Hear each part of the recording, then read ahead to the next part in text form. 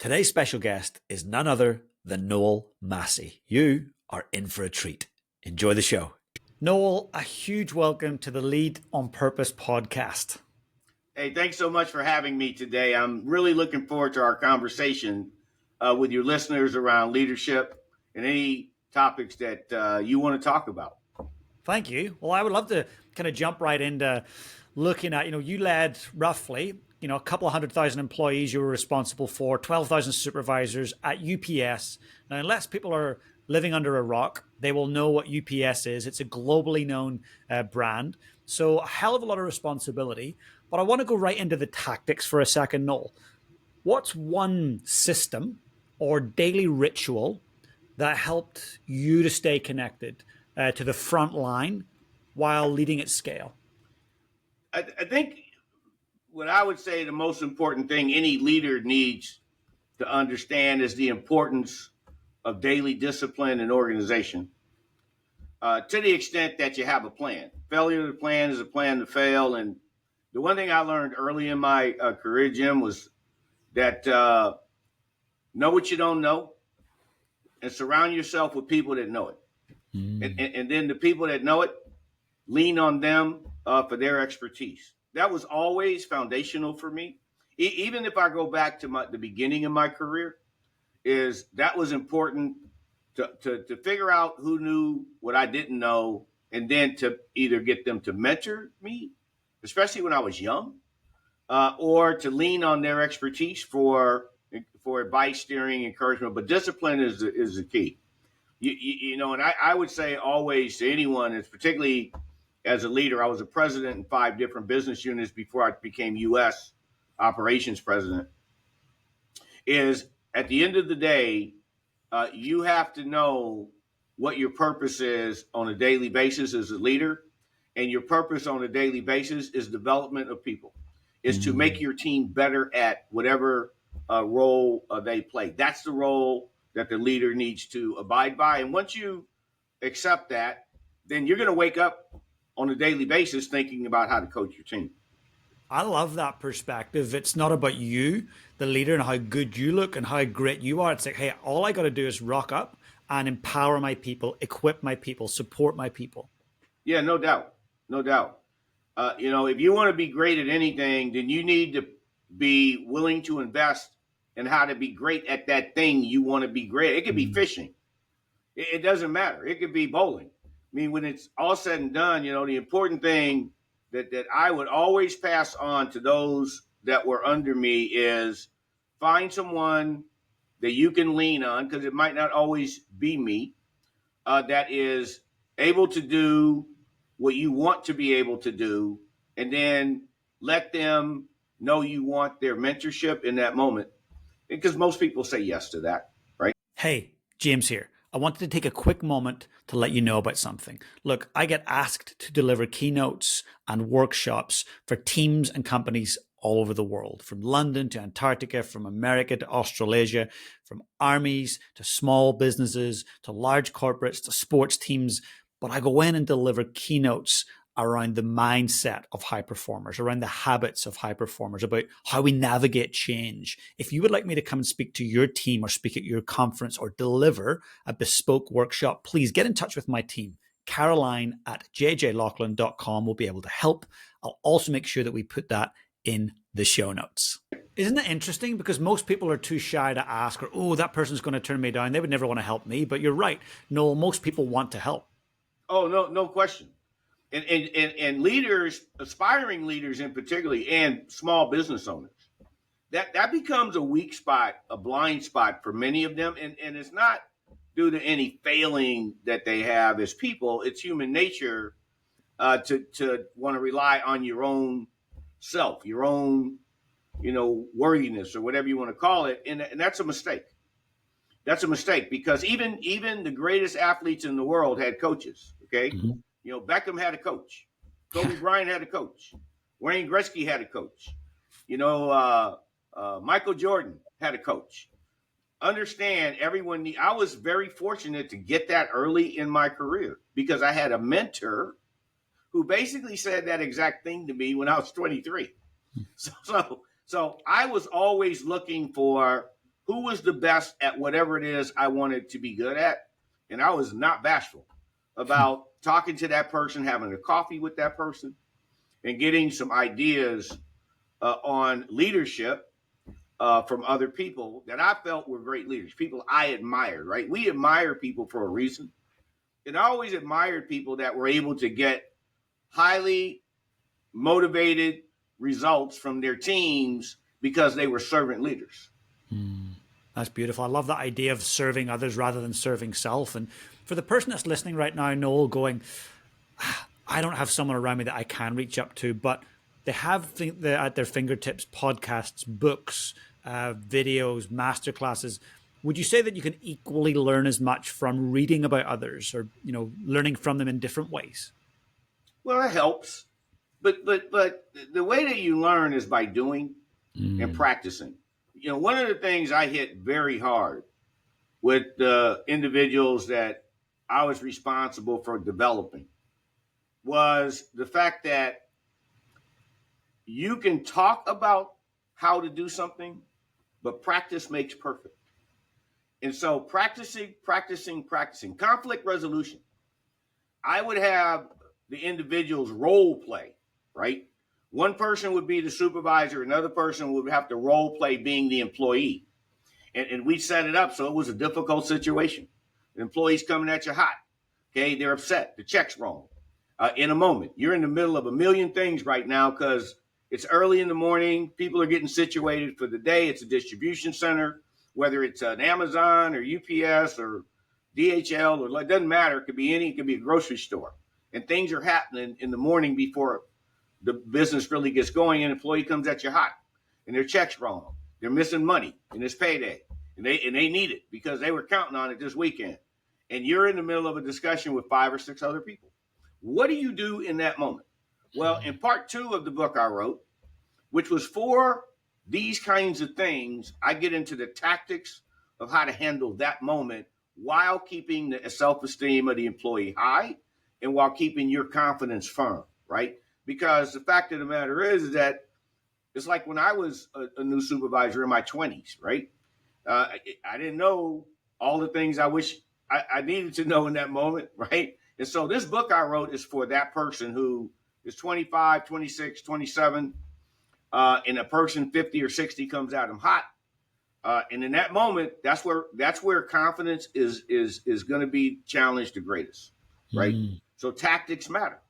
And there 100%. Is a way to do that in a purposeful, positive way that a person can learn. So practicing, for instance, what I just narrated is the 4x5 method. That's a skill in my book. Practicing the 4x5 method with your family, your friends, whatever, will help you when that real moment shows up.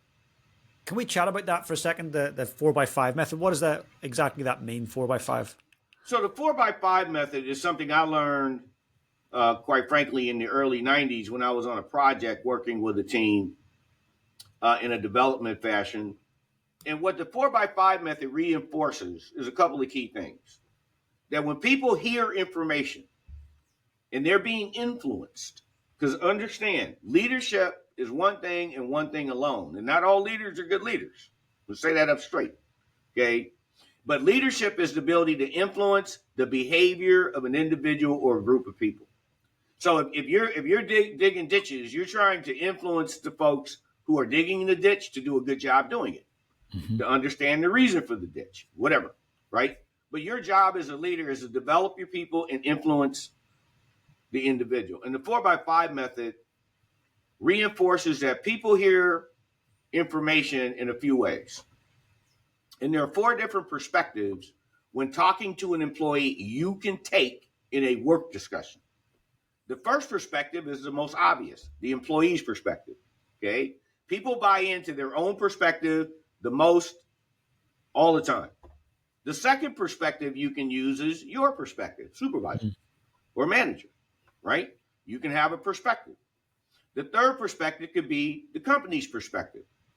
And then the fourth perspective could be the customer's perspective. I'll give you an example of what that means. You come to work and you're not wearing the proper appropriate work shoes. We work in a construction site You have to wear steel-toed boots, and you show up in tennis shoes. Okay, if I could come at you and say, listen, Jim, you can't work. I can't work you today because there's a company policy that says you must have work boots. That's the company's perspective. But I can add to it the employee's perspective. Also, you're important to the team, and you could get hurt very seriously wearing those tennis shoes. And here we are without you for however long that's going to be, and you won't be able to support your family. And a lot of things can go awry just because you wore tennis shoes. So I use company perspective and employee perspective. And then I can use customer perspective. Jim, your customers are really looking forward to seeing you today.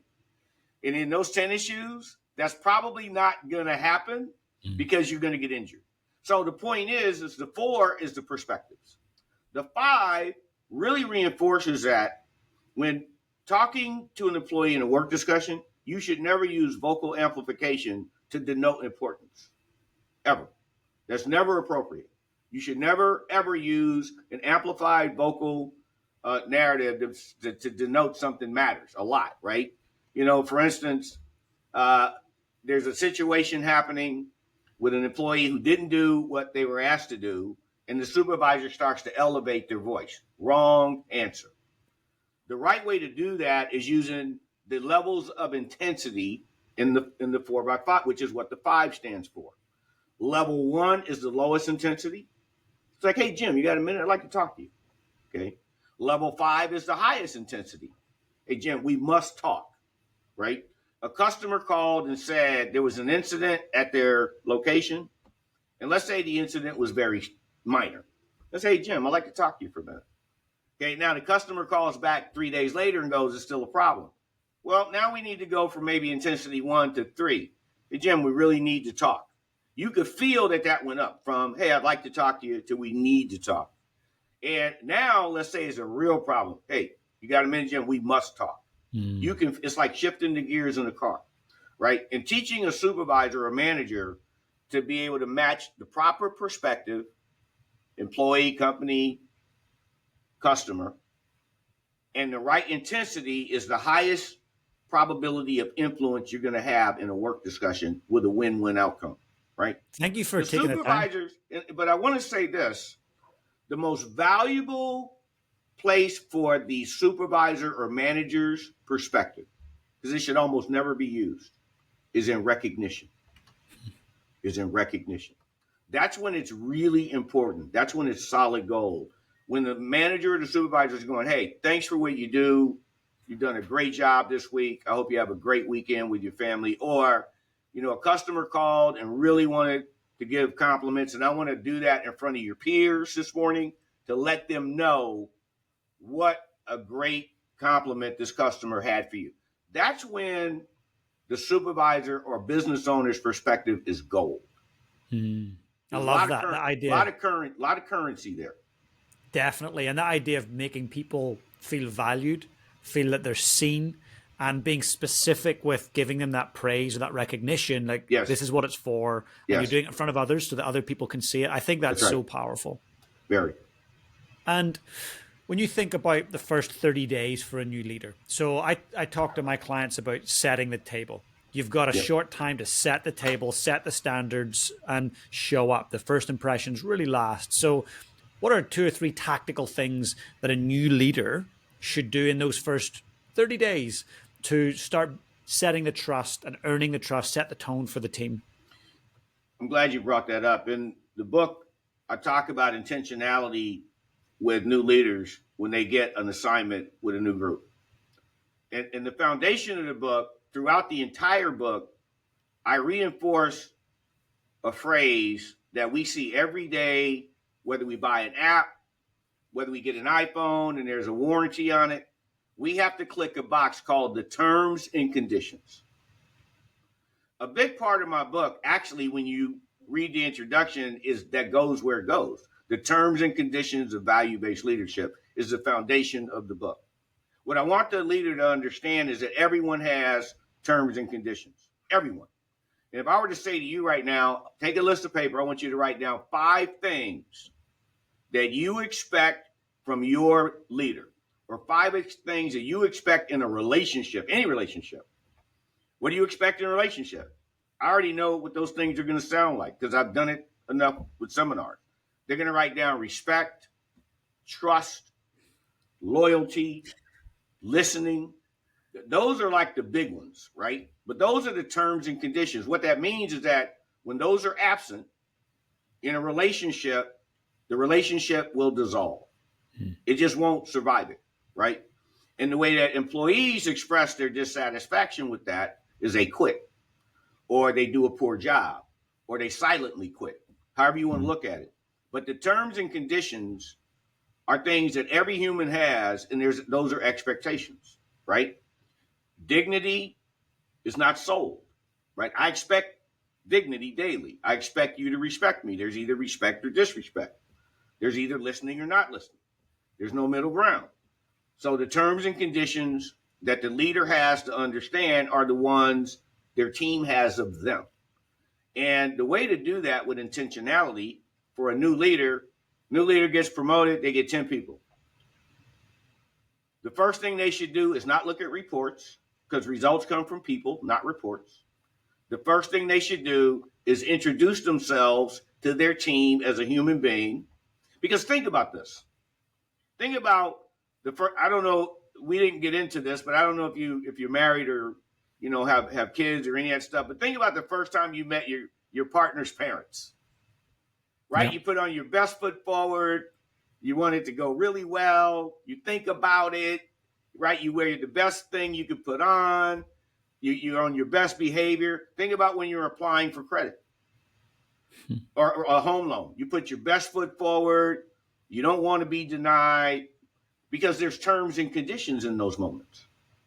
Well, the same thing happens with a team.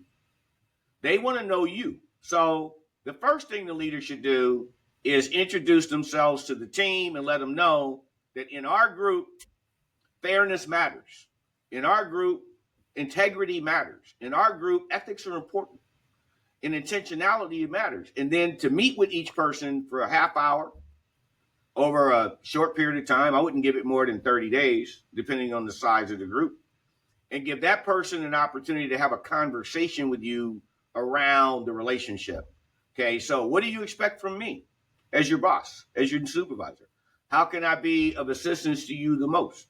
Okay, and that's the opportunity for the leader to say, well, the thing that's important to me is that we're always ethical. That if it's unethical, we ain't doing it. That we always have integrity. And that you need to feel comfortable with me if anyone's ever putting you in a situation where you think that's on the table, because I'm going to have your back on that. The leader needs to establish right up front their commitment to that team if they expect that team to be committed to them. That just makes sense. It does make sense, but often common sense isn't common practice, right? That's exactly right. And tell me about the tough stuff. If you go back and look through your career, where did you not get it right? Was there a time when you actually failed, you screwed up, you didn't lead as well as you thought you could? I wrote a whole book where my failures are all through that thing. Okay? I love it. Right. I mean, at the end of the day, the way you learn is failing, right? But no leader got promoted or bought or started a business to fail, right? That's not how it works. But failure is one of the best teachers. And so I talk about moments where I failed, particularly in my youth, with individual situations, training discussions, performance discussions, what have you, in the lessons that I learned from those failures, and how as I grew over time, I was able to look back at them more critically and knowing what I would do differently, right? Because the fact is that when a new leader gets promoted, they're going to be a lot better on day 100 than they were on day 3. Mm-hmm. But that's only if they want to be a lot better on day 100 than day 3. And that's really the key stone to the narrative, is that you have to want to be better. And the other thing about mistakes is you're going to make them. The thing about a mistake is your people will forgive you of whatever mistakes you make as a leader, as long as they have no doubt of your integrity. And that was what the founder of UPS embedded in the company. That was actually a quote of his, is that once people have no doubt of your integrity, they will be surprisingly strong in their support of you. They will believe what you say. They will trust and follow you no matter the circumstances, as long as they have no doubt of your integrity. And that's why establishing integrity is the most important pillar between you and your team is critical in the very infancy of the relationship. That's really important.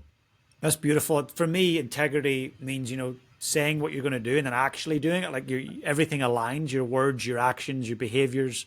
What does it mean to you? You said that well, because you said exactly the perspective I have of it is keeping your word. Is that people, when they ask, did that go the way you expected? And if the answer is no, were you surprised by it? That answer should be no, because the person kept their word and kept me informed. It's not about perfection. And people need to remove that from their mindset. It's about keeping your word as a human being, right? It's about having integrity. The story I tell in the book is that there was a condominium that collapsed in Miami, Florida, or in Florida a few years ago, and the people were asleep at night, and it crashed and it killed 100 and something people. They were trusting the integrity of that structure. Okay, and it failed them. And people lost their lives. But engineers had signed off on the reliability of that structure many times, right? So what went on trial wasn't the building. It was the people that said it had structural integrity. And there was a bridge that collapsed in Minnesota, here in America, that also killed a number of people. And the people driving to work across that bridge, they were trusting the structural integrity of that bridge, and people had signed off that it had integrity. Leadership is the same thing. People literally can die if a leader lacks integrity. If a leader doesn't support their team through integrity, then things will collapse within that team, and it could result in catastrophic situations occurring, right? So I talk about integrity in the book that way, so the person can get a perspective on why it's so important as a leader to announce it, be intentional around it, let them know you're going to keep your word. If they have any question, there's no question, come talk to me. That's why it's so important, because mistakes are going to happen. And as you mentioned a minute ago, I made a ton of mistakes. I mean, my goodness, when you read the book, you go, I'm taking advice from this guy. Look at all these mistakes he made. I'll just say that most of them happened early in my career. They became less and less as I moved up in my career, thankfully. Good sign. But I really understand that when you're in that 20 to 35 range and you're just taking your first leadership role, no one's standing there going, hey, let me show you how to be a great leader. Let me show you the nuances of when you're in the weeds, right? Most of the books today are for people that want to be the next guru or titan or tech this or tech that. There's just not a lot of books written for the person that's in a grocery store with 7 people stocking shelves. And they were stocking shelves yesterday, and today now they're leading everyone to stocking shelves. And the person comes at them and they're 60 and this person's 30 and they're intimidated. Yeah. 100%. And so I wrote a book for that person, right, to be in that moment. And if I say anything repeatedly, it's going to be, if that new person establishes with that team the terms and conditions of that relationship, and that ethics, integrity, and fairness, along with listening, are going to be their value agreements, it's going to go better than it would otherwise. Undoubtedly, I agree. And I'm actually going to tell the listener right now, if this sounds interesting, what you're hearing so far, in the show notes right now, there's a link to go and buy the book. So don't go any further. Just scroll down, look at the notes, go and buy the book. But Noel, bringing it back, you said about integrity, and it took me straight back to my grandfather, Granda Jimmy. And he left school at 14 and got a horse and cart and delivered coal in Belfast, Northern Ireland. Yep. Hard worker. Then he ended up getting a lorry license, a truck license, and delivered Guinness all around Ireland for years. Wow. Yeah, he's an amazing man. Now, he taught me so much. And I think that what you talk about, often I go, our grandparents and our parents often can instill these incredible leadership values, and we don't even know it at the time. But I look back, and the moments where I had shame with my grandfather was when I said I was doing one thing, but I'd actually done another thing, and he caught me out. And it was do the right thing, and he let me know sometimes a good old tug at the ear. And sure. So It was what I needed. But he was saying to me, do the right thing. And what you say you're going to do, follow through. And if That's you right. don't, you're going to destroy this bond, this relationship we have. Yeah. So, Noel, when you think back on your upbringing, was there anyone that stands out that helped you shape the leader that you are? Now, your listeners are going to think that we set this up, but we didn't. So for me, it was the same thing. My grandfather was a barber, and so my grandfather was a barber. My grandmother, he and my grandmother ran. My father's parents ran a barber shop and a beauty shop out of a place they rented initially, and then ultimately purchased it. But this was in the early '60s, and I was, a young kid. I was 6 years old when he started allowing me to sweep hair and make a nickel in the barbershop. So I was able to see dynamics that were incredible from the time I was like 6 years old to I was like 13, right? Till I got into freshman year in high school, because then I started playing sports. And I didn't go around I did it, but not as often as I did prior. But in any event, he was a very ethical man. He was a stoic man. He was a man of high character. I never saw him raise his voice one time in my life, but I saw him take control of situations consistently in a public barbershop, right? Very, very effectively. And the big thing when I think about my grandfather were ethics, right? So I had this one occasion, I tell this story in the book, where I'm sweeping the barbershop hair and these two guys are laughing and joking.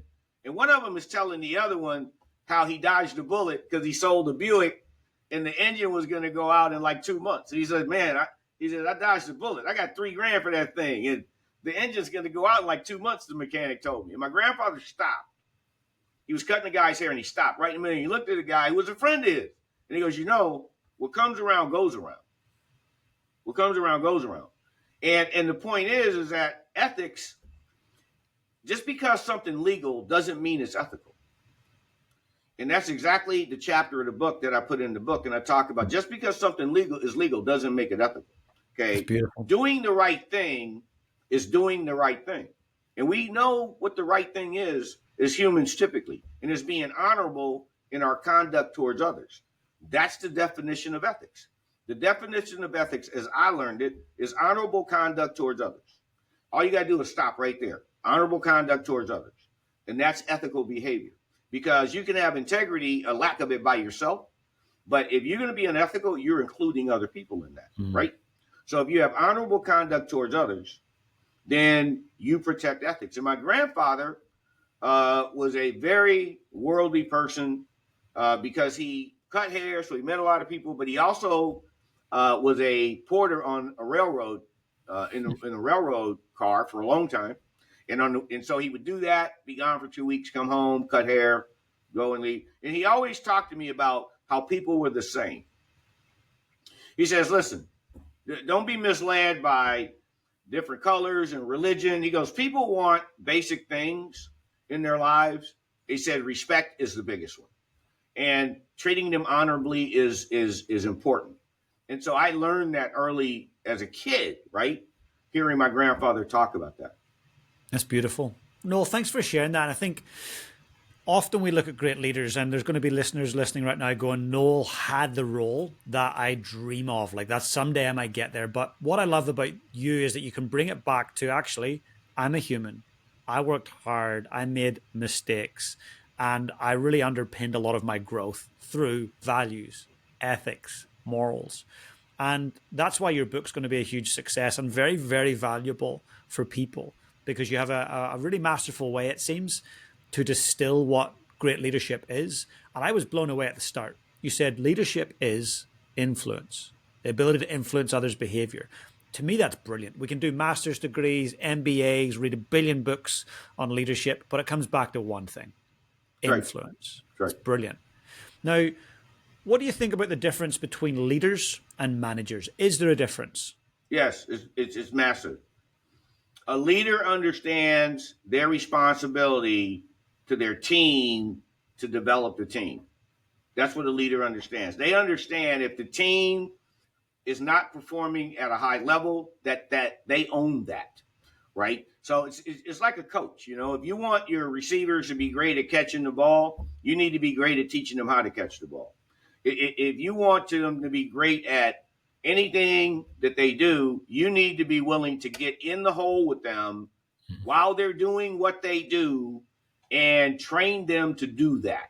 Okay, so one of the things I talk about profusely in the book is the responsibility of taking ownership for the development of those you've been given as a responsibility to lead, right? If you don't want to lead them, then don't take the role. I mean, when the job was open, you raised your hand and went, pick me, pick me. Well, you got picked, okay? So that means you're willing to develop those under you, not just give them orders, which is what managers do. Managers are task driven. They just get the memo, they read the memo to their team. They give the team orders, okay? They give the team responsibilities without knowing whether the person has the skill set to carry those responsibilities out. And when the person can't, they replace them. They lose patience in the moment. And you'll see that great teams have great coaches and great coaches coach. It's that simple. Great teams have great coaches and great coaches get on the floor with the players and demonstrate the role. So in the book, I have a section on what's called the 7 steps of effective training.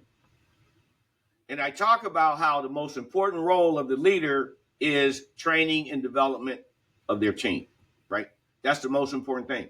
And know what you don't know. If there's something your team members are responsible for and you don't know how to do it, because that could happen, then do you have the passion to go learn how to do it? Do you have the humility to get the team member to show you how to do it?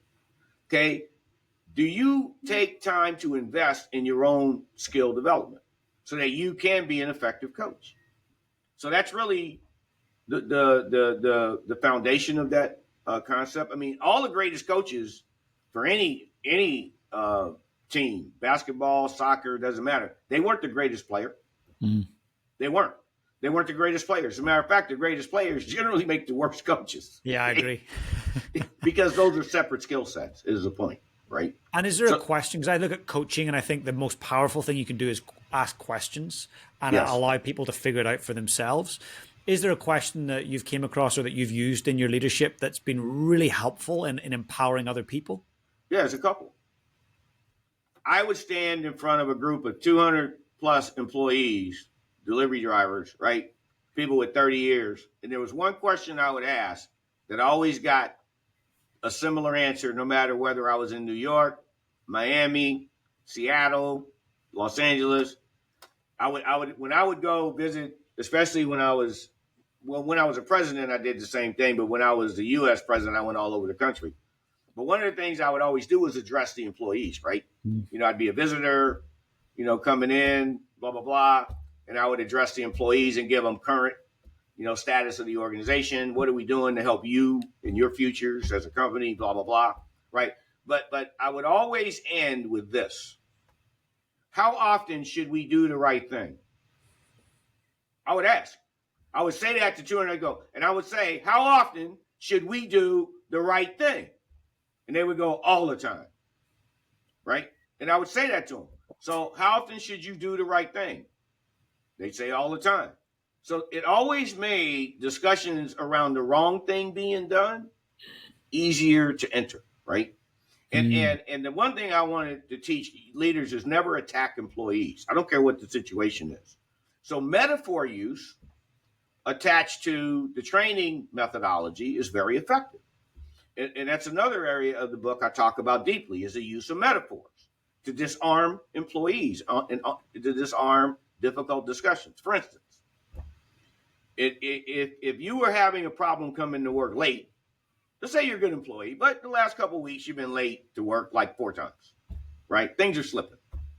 And I would bring you over and I'd say, hey, Jim, I got you got a moment? I'd like to talk to you for a second. I'm at intensity 1, right? Even though you've been late. And I'd say, do you ever use Uber? Almost everyone's like yes to that, right? Lyft, Uber. You ever order DoorDash, Grubhub? One of them is going to work. At some point, I'm going to get one that works for you, right? And I'm going to say, well, what would you do if you ordered and you used DoorDash, and they didn't show up until an hour later than you thought they were coming, and then you ordered them again and they didn't show up again, what would you do, Jim? I'd be pretty annoyed, and I'd probably not go back, and I'd probably So you wouldn't complain. use them. You wouldn't use Yeah, them. So does reliability matter? big style. I go, well, last couple of weeks you've been late 4 times. Have a great day. That's brilliant. That's a metaphor. It gets them out of their head. You're not growling at them. That's You're right. setting the scene. You're creating a perspective. Listen, and I'd say, and I wouldn't keep it. Listen, and the other point is knowing to land the plane. Once the point's made, you don't need to keep making it over and over again. So the minute I saw you get it, I went, okay, have a great day. Because Brilliant. I know, and we know we had that conversation. Yeah. The That's problem awesome. goes away 99% of the time. It's all on how you Metaphor approach it. use is a very powerful way to get people influence, because that's what leadership is, to do positive things, to correct their behavior versus That's attacking them. Yes. Yeah, well, attacking doesn't achieve anything. No. Conflict. It achieves conflict. Yeah. And tell me this, like, I look at your career and imagine you navigated some pretty hairy stuff in terms of kind of global and national challenges, through recessions, through 9/11, all these different big moments. So Yes. there's a lot of change and a lot of uncertainty. Yes. When you think back on those big uncertain moments, what do people that you lead need from you? Confidence in your leadership. They need to know you have integrity. That whatever you're saying to them is the truth completely and sincerely in the moment. Right? There's a lot of unknowns.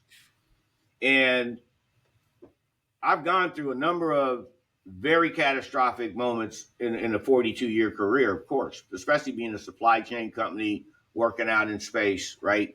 We moved 7% of the GDP in the United States as a company. And so when there were ruptures in the economy, we felt them immediately, right? The Katrina hurricane in New Orleans, the floods in Houston, Texas. And I was in a position, particularly in the later phases of my career, where I had to deal with the country, not just a geographic presidential area. Like as a president, I had Southern California, Hawaii, Nevada. I had Chicago or Illinois and Indiana, as Virginia when I was a president there. So I had a geography where it was things. But when I was in Virginia, I went through Hurricane Isabel as the president, and that was a lot more personal because it was on top of my business unit. And so when those things happen, we go into emergency mode because we are the supply chain for hospitals, nursing homes, right?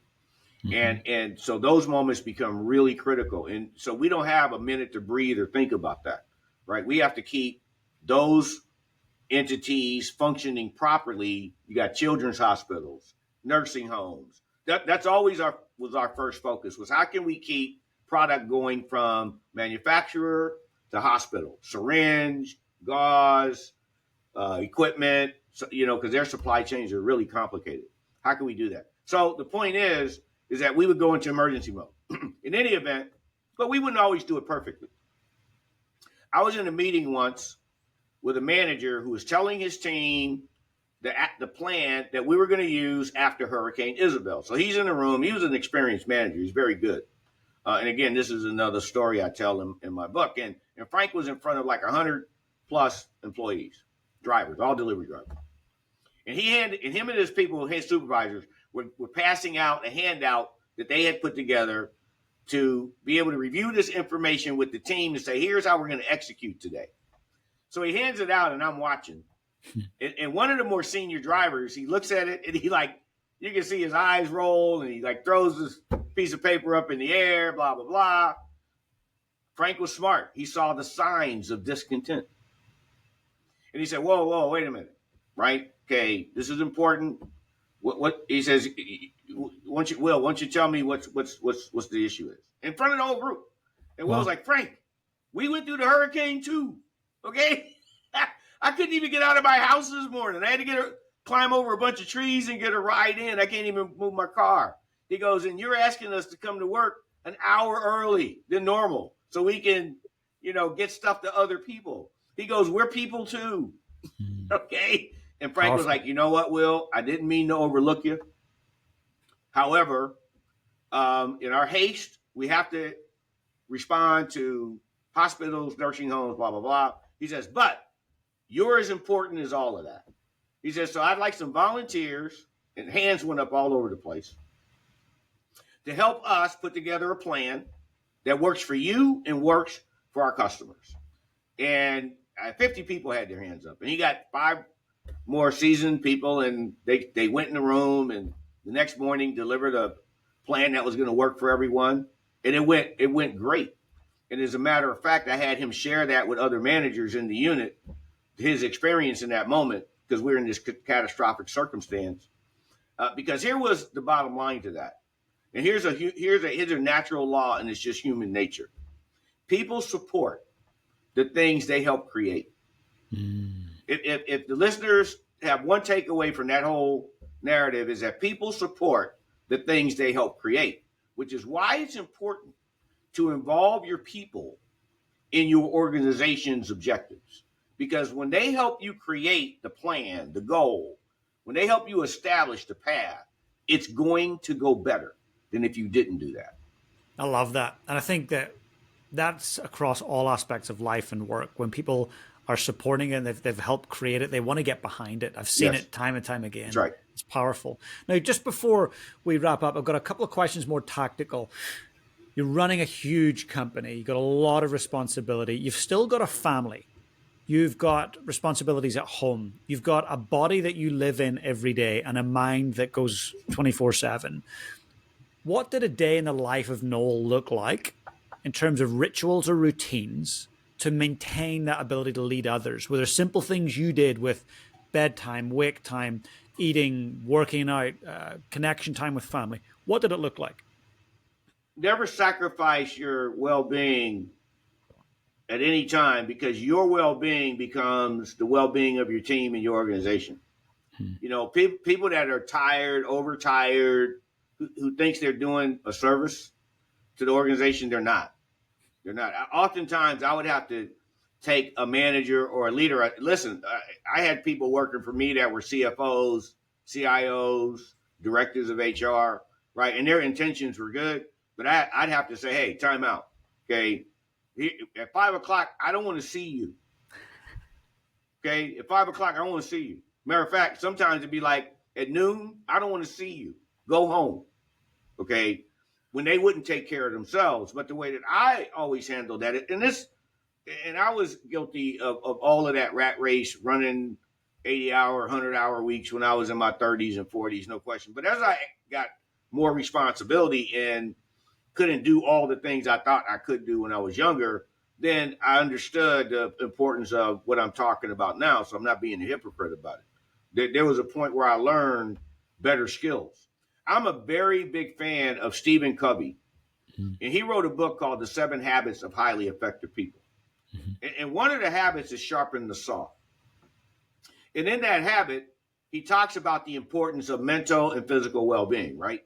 You are going to be better at doing whatever it is you want to accomplish. Believe you me, if you take care of you in that process, if you have a great family life, you're getting enough sleep, you walk, you don't have to work out every day, but you need to do something that is investing in the part of your life you're never going to lose, right? You can lose that job in a minute.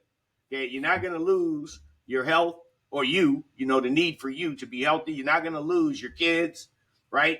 I mean, your kids are going to always be your kids. Yep. That never changes, okay?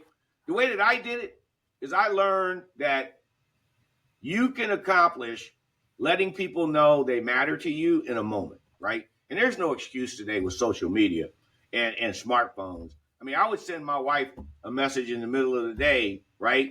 And that mattered a lot to her. And it might be a small message, how's your day going, honey? Love you, etc.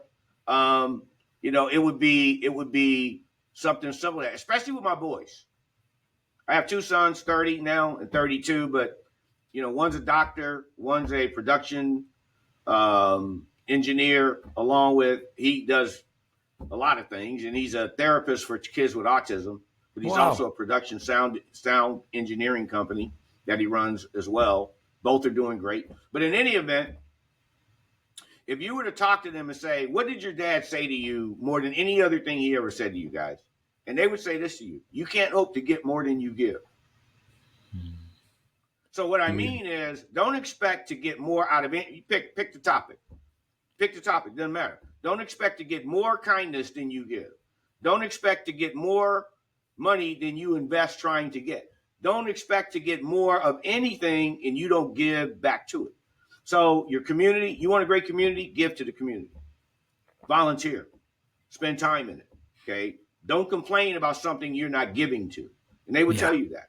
And so I would, during the day, send them a message, you know, many, many times. I'd hear a song that was inspirational or great. I'd send it to them. YouTube, right? They got the point, right? I'm thinking about you. You matter to me. I love you, right? And that made the relationship in the home fruitful, right? As I mentioned when we opened, I'm really fortunate.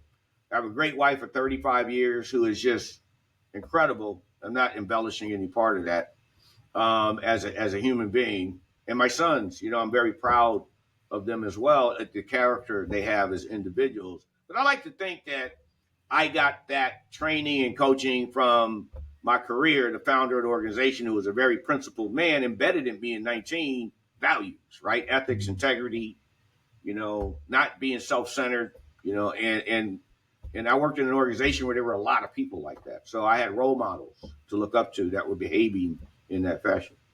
Thanks for sharing that, Noel. And just know that your boys are lucky. Not everyone has a dad who reminds them that, hey, they matter. I see you. I hear you. I'm thinking of you. So those little texts, those sending a YouTube piece of music, that's gold. That's worth $1 billion.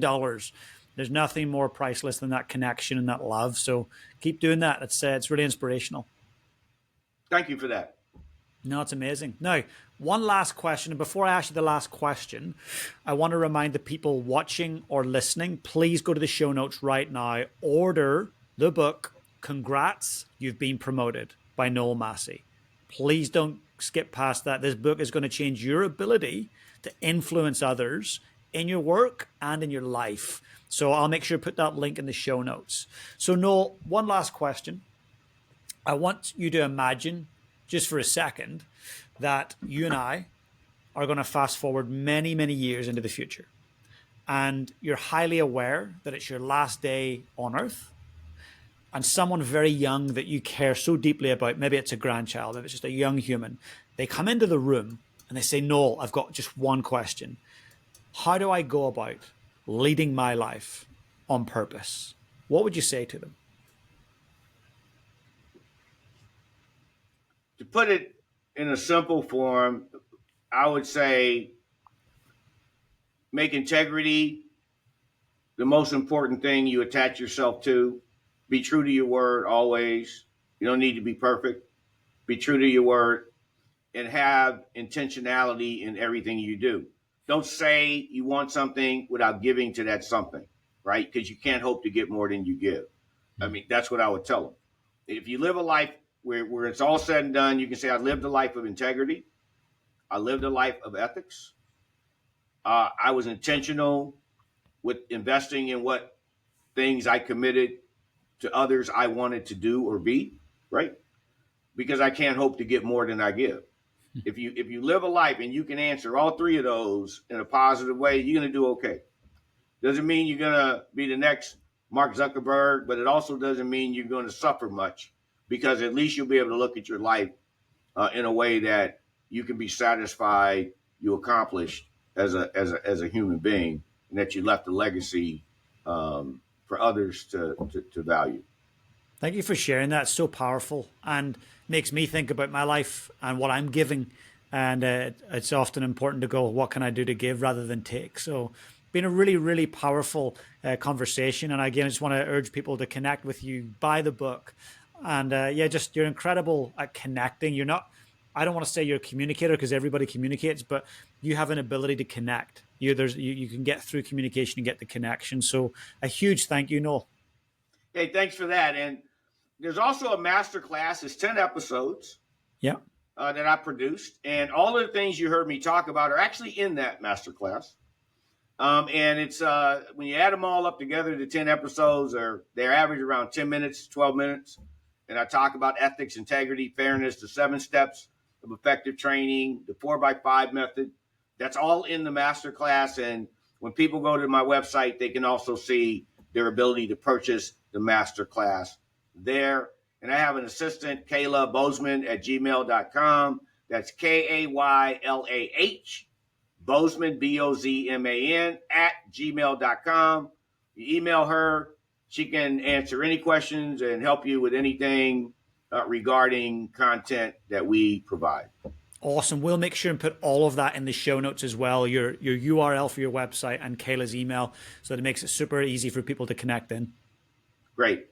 Awesome. Thanks a million, Noel. Hey, thank you. I enjoyed the conversation tremendously, and I applaud you for even holding Lead on Purpose and what you expect your listeners to be able to do with the content. So kudos to you for that. Now, thank you, Noel.